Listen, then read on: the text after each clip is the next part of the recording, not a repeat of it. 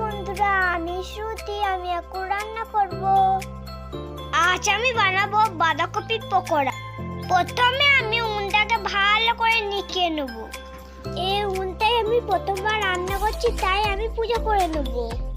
আমি একটা টিপের ফোঁটা দিয়ে ফুল দিয়ে পুজো করে নেব। এবার বাঁধাকপিটাকে বটি করে কেটে নেব। জানো বন্ধুরা, এই বটিটা আমার ঠাম্মা কিনে দিয়েছিল। বন্ধুরা, আমার তো কাটা আর শেষই হচ্ছে না। এবার আমি জলটা ঢেলে নিয়ে ধুয়ে নিয়ে একটা পাত্রতে তুলে নেব। আমার কপিটা তোলা হয়ে গেছে। আমি কপিটা আরেকবার ধুয়ে নেব ভালো করে। আমি সাজি করেছি, আমার কেমন লাগছে বলো তো। আমার কপি দেওয়া হয়ে গেছে, এবার আমি রান্না করব। একটা পাত্রে আমি পরিমাণ মতন নুন, হলুদ গুঁড়ো, জিরে গুঁড়ো, লঙ্কা গুঁড়ো নিই। ধুয়ে রাখা বাঁধাকপিগুলো মশলা দিয়ে ভালো করে মিশিয়ে নেব। এটা আমি খানিকক্ষণ চাপা দিয়ে রেখে দেব। অন্য একটা পাত্রিতে বেসন নিচ্ছি। বেসনে আমি পরিমাণ মতো নুন দেব। একটুখানি মুচমুচে করার জন্য আমি খাবার সোডা দিয়ে দেব।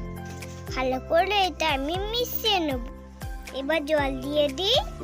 এবার ভালো করে ফাটতে হবে। ফেটেই যাব।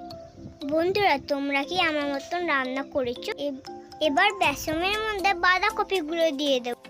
দিয়ে ভালো করে মাখিয়ে নেব। এবার চলে ধরতে যায়। কেমন করে ধরতে হয় আমার মায়ের কাছ থেকে ভালো করে শিখে নিয়েছি।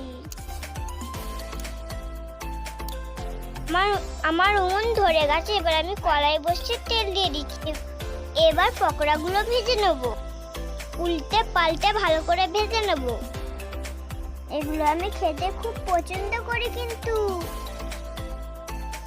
রোদ চলে এসেছে, তাতে করে ভেজে নিয়ে চলে যাও। এবার আমি পকোড়াগুলো ভেজে ভালো করে একটা প্লেটে তুলে নেব। চলো এবার খাবো।